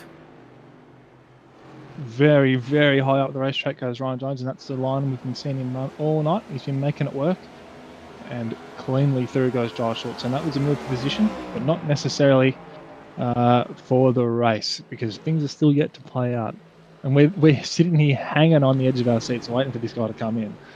I sure hope he does come in soon, because he'll make a fool of us, but I think he still needs to absolutely come in as soon as he can. Maybe he's just waiting until someone catches up to him. Maybe he's got someone else he's keeping an eye on. Maybe that's what's happening at the moment. But anyway, we can only keep guessing and looking like fools and getting it wrong, can't we? You can indeed. Ryan's mum's just popped in and said she doesn't even know what's going on in his brain. So it's good to know that none of us can understand the brain of Ryan Jones. Yeah, beautiful. And good evening, Ryan's mum. Nice to see you in the chat tonight. And hello to everybody on Performance E-Streaming. It was always a pleasure to have you along with us for these races. Tonight we are joined by special guest Mr. Andrew Dyson, who's on the naughty bench tonight. So, the usual thing. In the naughty corner, you get taken up into the commentary booth. But a pleasure to have you up here, mate. Thanks, man. It's good to be up here. Something different. I mean, I prefer to be operating a steering wheel, but driving a microphone instead. And anyway, here we see round 2. Is this the actual round 2 this time? Because now we have, I think that's Shane Bowen up behind Joshua Carroll-Roldan now. So is this one round 2 for real this time, Matt? Yep. I reckon this is round 2. And they're absolutely on each other. Is Shane Bowen. He's been right up the backside of Joshua Carroll-Roldan, and Joshua Carroll-Roldan, being a well-experienced operator, he's not going to be thrown off by that too much, as we see the Cobalt cars swapping positions here. Yeah, and that's Burns coming up. A new shape of car in the mirror now for JCW. Same colours. He's going to be rubbing his eyes, going, "I'm pretty sure that was a Chevy behind me. What's going on?" Trying a tactical method of confusion on JCW. I think in basketball they call that a psych out. It's good to see the drivers using psychological warfare on the track. Perfect stuff to bring into racing. So yeah, you'll have to see. I think really the reality is maybe the two Cobalt guys have probably just had a chat and said, "Look, I think you've got fresher tyres, or maybe you want to have the go at JCW," and done the cheeky little shake and bake there to try and make something happen. Yeah, Burns came in about a lap later than Bowen as well. So Burns had it out for a nice long time in that stint. So he's probably got a little bit more fuel in his tank, a little bit fresher tyres, and maybe just willing to push a little bit harder. Probably got a bit more of a cushion to the end of the race with fuel, so he can attack a little bit more. But they're not making headway at the moment. JCW doing a good job of just keeping that car right in the middle of the racetrack and making it tricky to pass. Ryan Jones in pit lane. Finally, he's gone 10 laps longer than we thought he would, but he's finally come in. So he's got a shorter run to begin this time, and maybe he feels he can push a little harder with that sort of length towards the end of the race. But at the same time, now the cars that do come at him, they're not going to have as much of an overlap on him should the cars he's racing decide to also pit twice. And referencing Riley Curtis there, although I'm just checking the leaderboard, and Riley Curtis has already pitted twice, so maybe Ryan's trying to cover him off, but he hasn't. Riley Curtis has got the jump on him by a long way. So how long? Riley Curtis has been out there now for 11 laps, so that's a pretty big difference. Maybe Ryan Jones will catch up to Riley Curtis. Like we touched on at the start of the race, it looks like that was the race those two guys were in, sort of racing each other, and interesting to see how that plays out as we keep going along here towards the towards the checkered flag. Only 38 laps now. Absolutely, yeah. Riley coming in a little bit before Dave Douglas pitting in as well, the number 10 coming down pit lane. So he's sort of one of those front runners that will be was racing with Ryan Jones as well. So I think he's coming in to cover off Jones, because Dave was just catching Jones there as well. So it's like Douglas has decided to pull it in just to cover him off and make sure he doesn't gain too much headway for this final stint, while the rest of the top group keep it out for a little bit longer. They are hoping to have some nice fresh boots to the end, and maybe a late caution could help out their run as well. Absolutely, a late caution could help, and the chances of a late caution are pretty high with all these guys coming out on fresh tyres. And as well as that, you've got the fact that we're coming towards the end of the race now where people are proper racing. As we can see, proper racing happening right here. JCW goes inside, he overdoes it a little bit, and it looks like, I think that was Shane Bowen, is that right? Got down the inside. I can't tell because all the guys look the same. But yep, in the 308, Shane Bowen gets the move done down the inside and kind of outfoxes JCW a little bit, but he's not going to give it up. Looking towards the inside, and it just looks like JCW is taking a slightly different line there because he's coming in for a stop. Yeah, JCW was one of the earlier stoppers from the top runners before, so he's done about 53 laps in this stint, so he's pulling the pin now. Dwayne Burns made it past quite quickly as well in the Cobalt Racing entry, and they're having a solid run tonight, up in the top 10. They're 5th and 6th at the moment, but they've been having a really good run out there, and it's nice to see, as I said, a new team creeping into the Cup, some new faces, some new drivers in there, and they've been having some good runs inside the top 20 and top 10 positions in the last few races. So when will the leaders down pit lane? When will they do it? That's going to be the big question. Up front, Toby Stent has lost a bit of ground to Neil Pearson, who is about half a tenth behind him. He is really closing him down, and it's not going to be long, I would say, until we see Pearson putting the pressure on Stent here, who looks to be in, being a little bit in sort of protection mode. Of course, he's on slightly older tyres by about 8 laps.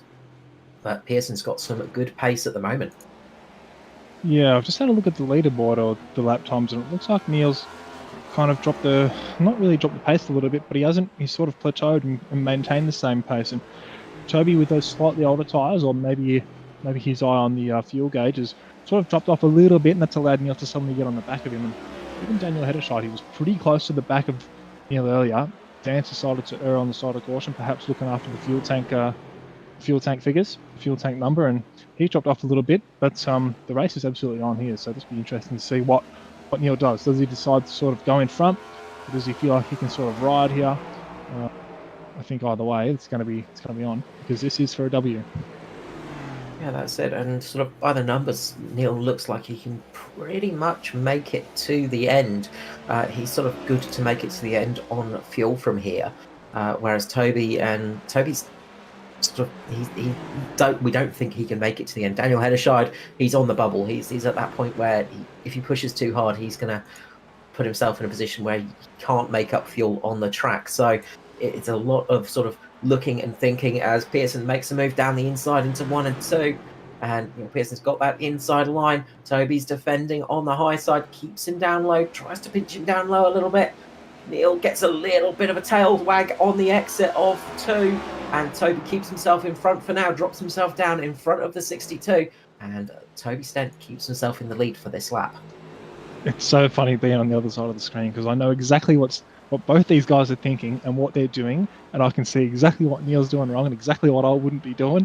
Oh man, it's pretty strange being on the other side of this, and interesting battle. As we see now, Toby goes low to cover the inside this time, and Neil goes high. So now this time Neil's looking to get the run on the exit rather than make the pass on the entry. So he might have some overlap down here. He might look like he's got some overlap. Toby, I think, lifted a little earlier there, unless Neil went deep under brakes, and he's got a little bit of overlap. He's fully in front now, but Toby's got a little bit of overlap on the exit. It's hard to get a run off the inside on this circuit on these cars, especially when the tyres are old, and Toby decides to tuck in for now. Very nice racing there indeed. And you were saying, you're just looking at what they were doing and what you would have done differently. Would you have taken that high line that Pearson did to make that move? Was that your sort of thinking there? Well, I guess in the end it kind of worked out from Neil's perspective, but if I was in Neil's position, I wouldn't have been trying that first move that he tried on Toby, because in my mind that's a move that's never going to work out straight away. But it's one of the sort of moves you make if you're trying to make something happen later on in the next few corners. So perhaps he had a bit of a longer game on his mind in that one. Nicely done indeed. And if our viewers are enjoying the commentary from you guys, so they're enjoying hearing some of your thoughts and some of the useful tips from you rather than the drivel that I come out with. Well, that's nice. I mean, I can only try and just speak what I'm thinking, I suppose. But the hardest thing, I suppose, is trying not to be biased, because obviously some of these guys out here I'm close mates with, although I like to think I'm get along with everybody out there. Some of these guys out here are closer mates like Neil. It's hard not to be biased, but try my best.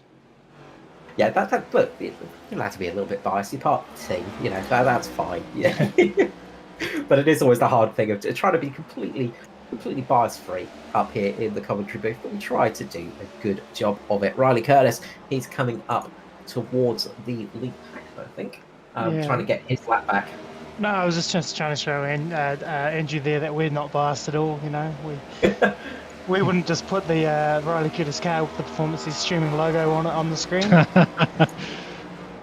This is one of my favourite paint jobs this year, actually. I saw earlier in the year Riley had it looked like a Dale paint job, a Dale Earnhardt paint job in the white sort of Good Wrench livery, but in Performance E-String. Looks really cool. Looks like he's gone for something slightly different now. Maybe that's like sort of carbon Kevlar sort of colour, the red accent. So still similar to sort of a Dale job, but looking pretty cool.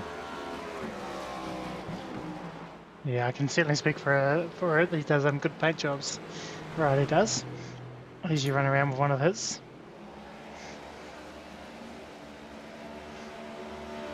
Absolutely, he keeps half our field in some good paints. 25 laps to go here. We are getting towards the end, and it's going to be a question of who can make it on fuel. That's going to be the big question. We don't think Toby Stead can. But we're always waiting to be surprised up here in the booth. A little bit further back, Dave Douglas is flying along at the moment on those fresh tyres. He's trying to catch up to Ruben Phelps, one of those drivers that has that should be able to make it to the end on fuel, but just has to be a little bit cautious. He's trying to close that gap down quite quickly, and you see him just spinning past Daniel Hederscheid there. Dave is carving his way through the field. Next car is Ruben Phelps, and that's for P8 in this race. Ryder Curtis just sitting behind as well. That's for P10. So those two stoppers are starting to come up through the field now and making some headway in their stint. Absolutely, and it's just sitting here as you're chatting away. I'm thinking about this whole fuel race thing, and I know a lot of the time in ANZCAR, the admin decide to try and change the fuel tank size to ensure that it isn't a fuel race. And kind of awkwardly, we have ended up with the fuel race tonight, but I don't think that's such a bad thing when the race sort of plays out and organically turns into a fuel race. It is kind of interesting and interesting to watch and intriguing from a spectator's standpoint, as long as you kind of got a good handle on what's going on. So really interesting to see that tonight. I think if it was green the whole way, it would have been a certain two-stopper for everybody. But with those first couple yellows at the start of the race, it's opened up the opportunity for some cars to do one stop. Well, kind of one stop. I mean, one stop in the green flag run, that is anyway. And try and make it towards the end of the finish that way, the end of the race that way. So, yeah, interesting that it's kind of played out like this, and not such a bad thing when it does end up being a fuel race in an organic fashion. Kind of just falls that way with the way the race sort of plays out. See Dave Douglas making the move there, getting down the inside and moving his way up a position. One of those other drivers on the two-stop strategy was Ryan Jones, and it looks like he copped a penalty for speeding in pit lane because he had the dreaded stop and hold. He was in the lane for a fairly long time, 1 minute 18 seconds. So that screams a penalty to me. So that's dropped him all the way down into 17th spot, 2 laps off the lead. So not a good night out there for the 11. I think there will be some things thrown around in the number 11 hauler after the race, if not already within the race car at the moment.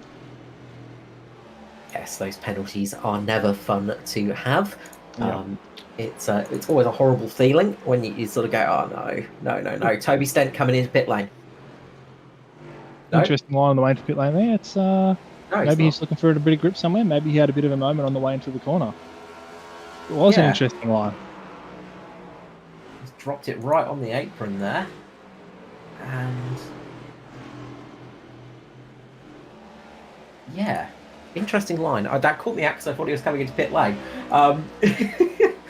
Something a bit different there, and he's just to say maybe a little bit of a mistake. Yeah, maybe a bit of searching for a bit of grip. Oh, there's a bit of smoke on the exit 4 there.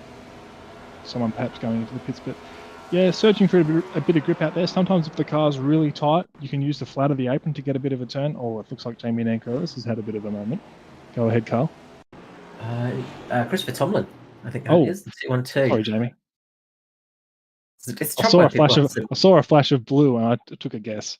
I know, it's always the trouble when you got similar paint jobs. But he's brought it in his pit lane, but he's had a moment going through the corner there, and I don't think he could get it pulled up in time, and it's just taken a quick run through pit lane. So not a great night for the inside lane production car of Christopher Tomlin, getting caught with that. And Phil Otto's had a moment down at start-finish straight. He's had a big tank slapper. Oh, great job from Phil not to stack that one and bring out the caution flag.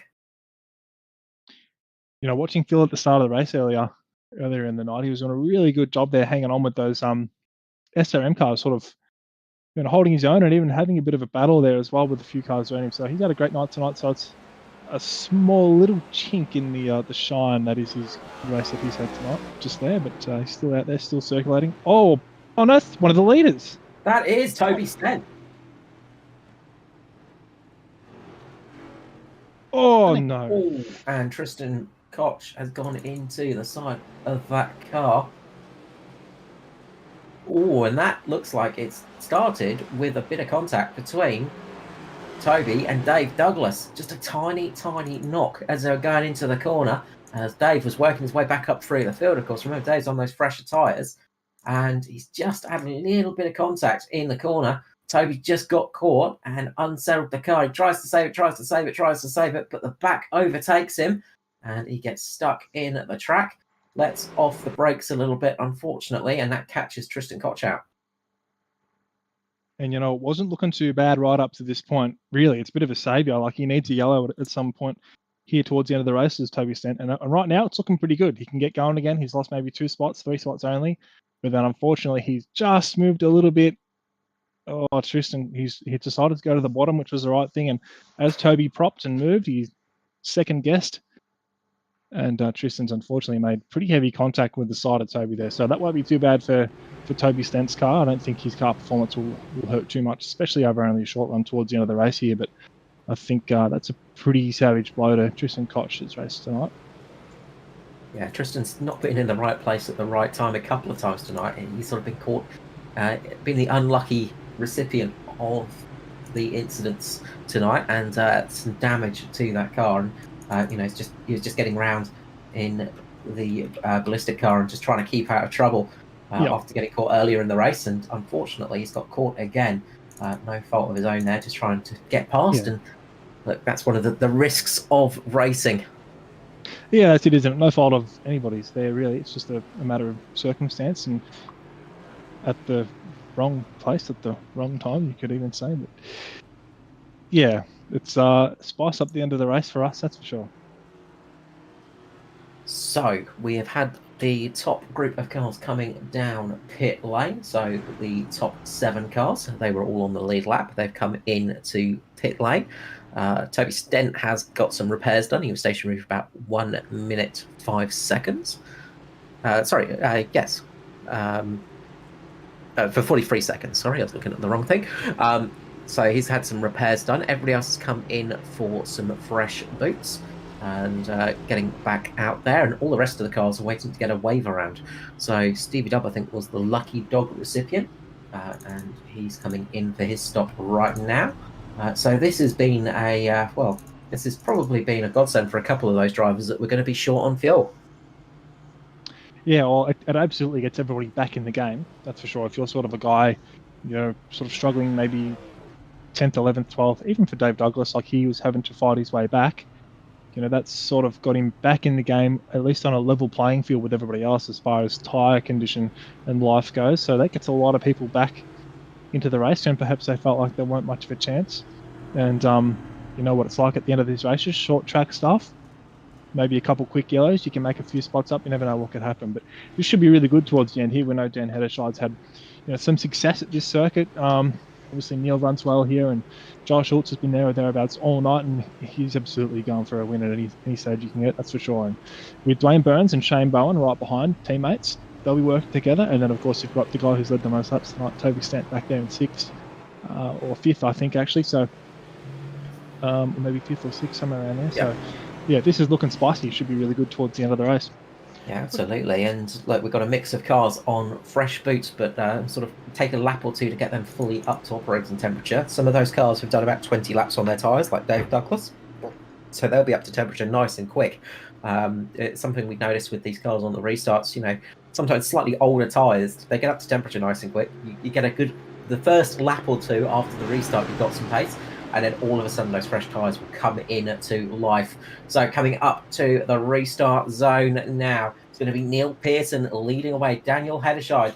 They are coming up to the restart zone now. The green flag will drop. Pearson's waiting, waits to the last minute, drops the car, gets his way nicely there as a little bit messy down the back, but they've all got away by the looks of it as Neil Pearson keeps up in the lead. Josh Schultz making a move quite early. He wants to get up there and wants to keep in contention. The 2 Cobalt cars racing hard side by side at the moment with Toby Stent behind them. And everyone kind of stacked up on the exit of 2 there. Just behind Neil, we've got Daniel Heddershide and Josh Schultz really close, as well as the Cobalt car, one of the Cobalt cars back there. Nearly 3 wide in 3 and 4 now, coming back into the front straight for the first time. And we saw at the start of that race, there are a lot of cars down the back struggling to catch up after the wave round. Oh, a big lock-up all the way to the fence for Toby Stent. He's managed to keep it going. That won't be too bad. A little glance at the wall. We've got caution out. Oh, Christopher Tomlin. And Christopher Tomlin has had a moment, unfortunately, for his night. He's not been having the best run tonight after that little bit of netcode earlier on in the 2-1-2. Just getting through the corner, and all of a sudden he gets a big old snap and brings out the caution flag. And I think Toby Stent will be buying him a beer for that one, because Toby was having a huge moment there as the caution flag flew. But it sort of almost saved his race, I think, because he sort of was ahead of those two cars as he sort of caught the wall. As the caution flag came out, it sort of jumped him up a couple of positions. He took some heavy damage in the wall, but yeah, that worked out well. Yeah, perfect timing. Well, he's rubbed the wall, so he hasn't actually hit the wall really hard as Toby Stent. He's rubbed the wall and managed to keep going. He would have lost those 2 spots down the next down the back stretch there, out of the exit of 2. But because that yellow came out at the perfect time, that's worked out perfectly for Toby. So now he gets to start on the second row, and like we've already said, he's been one of the fastest cars tonight. So he's absolutely still in this race. All of these guys at the front here are still in this race, so we should be really spicy. And like I've already said, so it just adds to the tension now. Another yellow, only 10 laps to go. Yeah, well, it's also given the opportunity for those cars that did the wave around to come down pit lane. So Dave Douglas, Riley Curtis, Ruben Phelps, Jamie Nankervis, Brenton Henderson, Josh Carroll-Walden and Matty Ray all coming in for fresh tyres, and they're on the lead lap now as well. Alexander Sheridan has got the lucky dog. So we've got 15 cars back on the lead lap. We only had, for a while there, I think we only had about 4 cars on the lead lap, and it's now gone up to 15. Yeah, it just goes to show the amount of difference that can be seen in sort of tyre life over a long run, and different strategies and stuff, the way they play out and who pits when can make a big difference. But it's good to have more cars on the lead lap here towards the end. Get some more cars in with a shot, especially guys who are sort of back of the 10 looking to capitalise and get aggressive, make some moves. Very much so. So another restart. We've got 8 laps remaining, so it's going to be very, very close to the finish of this race. It's going to be a quick sprint to the end, as is often the case with oval racing. You sort of have lap after lap after lap of nice green flag running, and then at the end you get a couple of cautions, and it sort of makes you go, well, why didn't we just do this at the start? Just have a sprint race for about 4 laps. And it doesn't always work out that way sometimes. Like we saw, it kind of, you have a couple quick yellows at the start, everyone sort of settles and gets into the groove of the race, and then you end up with a really long green flag run all the way towards the end of the race. But this time, I think because we saw some varying strategies, or more importantly, varying tyre condition out there with different cars, and that's exactly what brought out the yellow. That's what had a big chance of bringing out the yellow tonight. So, yeah, here we are. Couple quick yellows within 15 to go, and now we're all sitting here trying to talk about stuff. Absolutely. This is always the best part, sitting up here in the booth. It's chatting through the useless stuff as caution flags happen, trying to make up stuff to talk about. So, always our favourite part of the race. But with probably going to be about 6 laps to go once the pace car comes in. And you've got to say, with it being so close to the end, people are going to be having a big go up the front. So that brings more of a risk of caution as well. We could well see ourselves with a green-white checker tonight here at New Hampshire, of course. So that's something else the drivers have got to be thinking about. You sort of on a restart like this as well, if you're sort of sitting in the mid-pack, you're sort of going, should I just keep an eye out? Should I absolutely go for it, or should I watch out in case there's a big wreck in front of me? And that's one of those things that can really pay off or lose you a lot of positions as well. Yeah, absolutely. I think if I'm a car who's sort of like, let's say like Dave Douglas, he's got really, did he take tyres that caution? Because he'll have the best tyres out there. He can either choose to get aggressive here or be reactive. So if cars in front of him decide to get aggressive, well, he can just sort of be reactive and capitalise on the exit of the corners rather than trying to get aggressive on the way in. But we're about to go green colour, so take it away, bud. Absolutely. They drop down, get ready for the restart again. When is Pearson going to put down a loud pedal in the restart zone? He's waiting.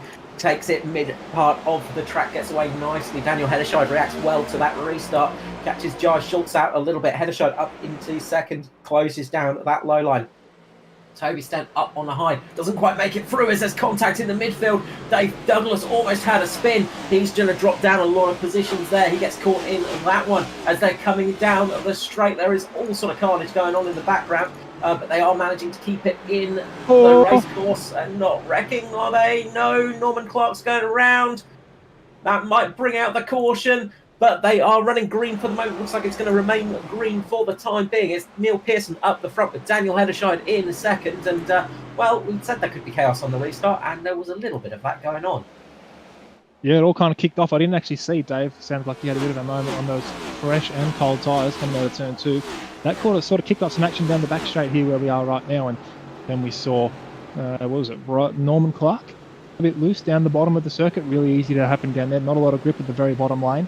The car turns really well, and I think it might have had a little bit too much turn down there that time, but we're still yellow, and this race is absolutely still on. Toby Stent locking the inside front again down into turn 1. Up the track he goes. And we've got a car, big slide. Is that Stephen Williams? Massive slide. Dude, I'm drifting around the corner there. He managed to somehow save the car, and everybody got around it without making contact. Good awareness for all of those drivers behind, because it would be very easy just to clip that car and turn it. But they've all managed to keep it going. 3 laps remaining here. It's Neil Pearson. He's managed to pull out a mammoth lead of almost a second up the front ahead of Daniel Hederscheid. Joey Schultz sits in third. Shane Bowen looking to have a go, tries to make a run into the corner, doesn't quite make it, but survives it, loses a little bit of time, but he's managed to keep himself in fourth.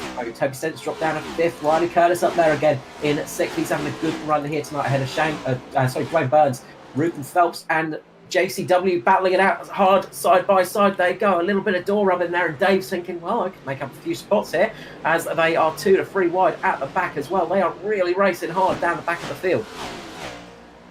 Yeah, this is on for young, but not for old, as they say sometimes. But it's absolutely on here. Cars are sliding everywhere.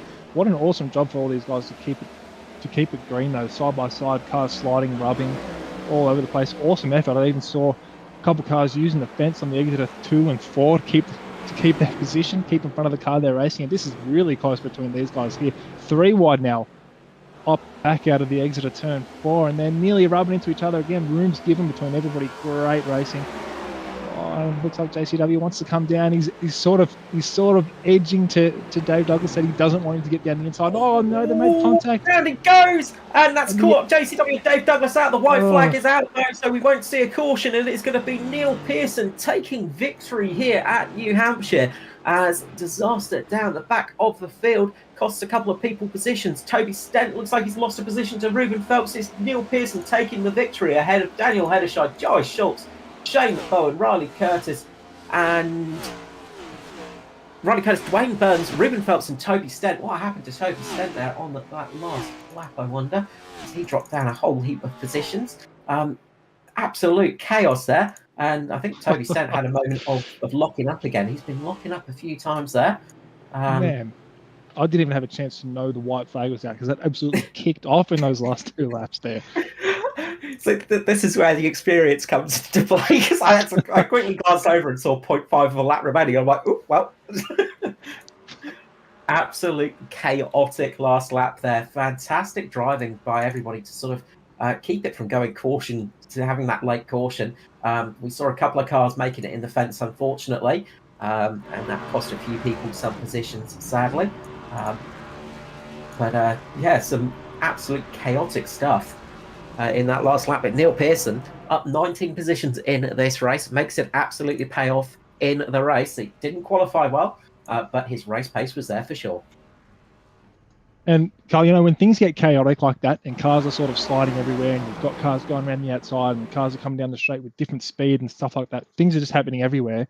That's when you really need to have your wits about you and kind of have eyes in the back of your head, sort of one eye in the mirror, one eye out the front, one eye off to the side, either side of you. And everyone was doing such a great job to keep it green. Unfortunately, we got to this small moment right here where the cars, I think that was Ruben Phelps and JCW, just touched wheels, and that was just enough to upset JCW's car enough to sort of spin him around. But, the last lap there, when you're trying to make a move on somebody, you're absolutely going to try and use them up on the outside, but that time just didn't quite pay off for JCW. And this is the other thing we saw happening. What was this, Carl? Yeah, Toby it just looks like the rear. He lit up the rear and just had a big slide down at the straight, and then just couldn't get it connected as he was going along, and lost a handful of positions there. And it was a sort of disastrous last half of the race for the man that pretty much led it from start to finish, Toby Stent. It all went downhill for him when he made contact with Dave Douglas. One man that really absolutely flew through the field in all that chaos was Matty Ray. I think he was driving down in about 15th odd spot at the beginning of that lap and managed to get up into P11 at the end of it by just avoiding all the chaos. Jamie Nankervis, he had a slide as he was avoiding that incident and lost himself a handful of positions. Dave Douglas, despite being in the wall, still managed to get home in 10th. So, yeah, lots of chaos there in that last few moments of that lap. Look how close this was. There wasn't like a big gap where the cars sort of came back towards each other at a high rate of knots. They kind of had side-by-side contact really softly and gently, but that's all it took. And JCW was around, and Jamie Nanker was probably an instant bystander there. He might have saw that unfolding and decided he's going to go real low. And a great job there to actually clamp it up. And who's that? Is that Brad Fenley doing an awesome job to read that perfectly and go all the way to the bottom and keep his race going without having any accidents? So what a good effort that was. Yeah, Fenley just absolutely nailing that low off and just sneaking his way through, as we see here on board with Brad, and just going, oh, well. Yep, and all the way down the bottom of the track too, where the car is nearly deadly loose at times. Now, I don't know what the car's like tonight, but in the past, the car has been wild to drive down in the bottom lane there. So awesome effort. Great stuff indeed. Let's run through the finishing order here tonight. And it's Neil Pearson taking victory for DPR. They have been having an absolute wild year so far in the Cup. Daniel Hederschild from Atari comes home in second. And Jai Schultz brings home the inside lane Sim Sports car in third position. A nice mixed up podium tonight. Shane Bowen has a good night for Cobalt Racing, up in fourth spot with Riley Curtis, the A1 Sim Sports driver, in fifth. Dwayne Burns brings home the second Cobalt Racing car in sixth position. Ruben Phelps comes home seventh for SRM. Toby Stent drops down into 8th for Atari, while Stevie Dub for DPR brings it home in 9th. And Dave Douglas, the casting couch, comes home, rounding out our top 10. It's Manny Ray who comes home in 11th, with Brenton Henderson 12th, Alexander Sheridan 13th, with Jamie Nankirtis 14th, Joshua Carroll Walden dropping down to 15th, Brad Fenley in 16th, 17th for Ryan Jones, Kobe Jordan 18th, 19th for Norman Clark, and Phil Otto in 20th. Lachlan Urquio down in 21st, with Tristan Koch, Christopher Tomlin, and Gary Wellman rounding out our 24 cars. Okie dokie. Well, let us start getting up some of those drivers for some interviews tonight. And we will be starting off with the inside lane production car, the 27 of Mr. Jai Schultz. So we'll bring him up into the booth and get this underway. Jai, welcome back to the booth, mate, in the Cup Series. Congratulations on finding yourself in the podium position here at New Hampshire. Cheers, fellas. A strong race for yourself tonight, up at the front of the field. On paper, you started third, you finished third. Doesn't look like much happened, but we saw you having to really fight for those positions. Yeah, no, it was a lot of quick guys there tonight, and yeah, it was just trying to hold on to the tyres and not kind of overheat them early on in the stints, and had a pretty good battle with Toby at the start, which was quite enjoyable. Oh, absolutely. We saw you fighting away merrily through the race, and look, sort of getting through the race as well. We saw you taking it slightly longer, coming in pit lane at the was it the first or the second caution, just to top up on fuel. That helped you take it a little bit longer for that main stint, and it looks like if it was going to run green, you could just about make it home. Nah, if it did go green, I was about 7 litres short, so I was going to have to come in for a splash and dash, and I was probably going to get 2 tyres as well, so that would have been a bit sketchy trying to hang on to that. So luckily I could get 4 tyres in that late caution and make it home. Well, that is a big help indeed, because yeah, we were questioning the fuel a little bit up here. We were a bit unsure what was going on, but those late cautions threw the cat amongst the pigeons, and well, those late cautions, they really made it a little bit hazardous up towards the front of the field. So those restarts there, what were you thinking? Just pretty much try not to get run over. I've done a couple of officials this week, and even with I think the 55 lap runs in the officials, there's been quite a lot of caution. So had a bit of practice on the restart, and it's a track that you can actually use first gear on. So I was trying to do that just to keep in touch with the cars in front. Absolutely. And just on that last restart, starting down low, was that a bit of a help for you? It's definitely the safer option at New Hampshire. No, absolutely. Look, great job tonight, Jai. Really solid run here tonight, and well, we know you're locked in as well, which is always nice. But getting some podiums as well through the season, that's always a nice feeling. Yeah, definitely good to speak to you guys in the booth after a long night in the sim. So yeah, definitely happy with the result. Congratulations, Jai. Before I let you go, the usual thing, the shout the love out to sponsors and people in general. Go for it. Yeah, just shout out to Inside Lane Sim Sports, Shops Remote Tech Support, Inside Lane Productions, New Holland, Cafe Roubaix, On Track Ag, Brian's Car Care, JDRF, H&M Mechanical, and I think that's it. And yeah, just quickly, you guys in the broadcast for bringing the show to the viewers every week. You're always welcome, and look, we'll try and keep Dyson up here for the broadcast stuff. Thanks, Jai. Cheers. Jai Schultz there, coming home in P3. Next up for Natari, it's Daniel Hederscheid in the 035. Daniel, welcome back to the booth. Congratulations on a solid P2 here at New Hampshire. Yeah, it was a sort of a lonely race for me tonight. Well, for 90% of it, but yellow at the end made it interesting. Unfortunately, I had nothing for Pearson, but here we are. I'll take a P2. Well, it wasn't the easiest race for you tonight.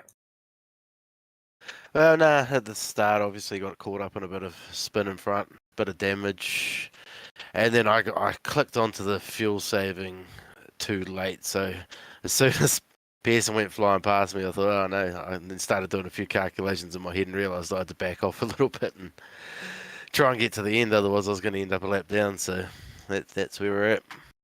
No, absolutely. I mean, were you going to be able to just make it to the line on fuel, or was it a bit dicey? I would have made it without that last yellow, but only because I started saving probably midway through that second stint there, which I was pretty close anyway, but still had to do a bit of lift and coast into the corners to get there. Well, we saw that first incident. It sort of didn't help your night, of course, but did you receive much damage when you clipped the wall? It wasn't too bad. The car felt pretty good. I was in the pits for a little bit getting it fixed, but it was just minor stuff, I'm guessing. I'd love to say that I destroyed my car and that's why I was slow and couldn't beat Pearson, but I don't think that was the case. Oh, look, you're allowed to, just blame the car. Yeah. Well, you definitely had a rocket ship out there tonight, even if it wasn't quite up to getting the victory. Just on those final restarts, did you have any plans going into it to sort of think, all right, I'm going to try this up on the high side, or were you just thinking it's just a matter of survival? Yeah, I knew Dry was fast on the new rubber. I seen that in the first two stints, so I was worried for him, and I knew I needed to try and jump Pearson at the start, and I butched it both times. So, and yeah, once we got to the corners, I think that first restart, me and him both just about binned it, going a bit wide, going in a bit too hot. The second one, I was a bit more cautious because I didn't want to end the race in the wall that late in the race. So it's just managing, trying to keep the car on the podium. Well, a podium is always a nice thing. I mean, second place is never a thing to complain about. It was a solid run from yourself tonight, Daniel. Well done indeed. Just before I let you go, though, the usual thing, the shout the love out to sponsors and people in general. Go for it. Yeah, just shout out to the Natari boys. Toby got pretty caught up in that incident later. Otherwise, it would have been probably two of us on the podium, which is unfortunate. But then, yeah, Go Growth Odyssey, Fully Floored, and Turbo for Japan. All right, Daniel. Well done indeed. Hopefully, we'll be speaking to you very soon indeed. Congratulations tonight here at New Hampshire. Yeah, cheers, guys. And finally, tonight, we are bringing up the 62 and the race winner. It is Mr. Neil Pearson for DPR. Neil, welcome back to the booth, mate. Congratulations on a victory here at New Hampshire. Thank you very much. The lucky 62 gets me there. Absolutely, and it helps not having a teammate turning you around on the oval as well. It does, it's pretty good. I mean, to be fair though, I think if he'd have been out there, he would have saved an extra 15 laps or something than I did, and absolutely destroyed everyone in that second stint. So when you listen back to the race replay, you see it just going, what's Neil doing? He should be saving fuel here. What's he? He's just raced it too hard. Backseat drivers, mate, they're the worst. But you did an absolute solid job tonight. Other than qualifying, what happened there? So because we had the race server and the practice server in one, I was just getting the setup dialed in, and then I kind of left it a bit late to run some qualifying runs.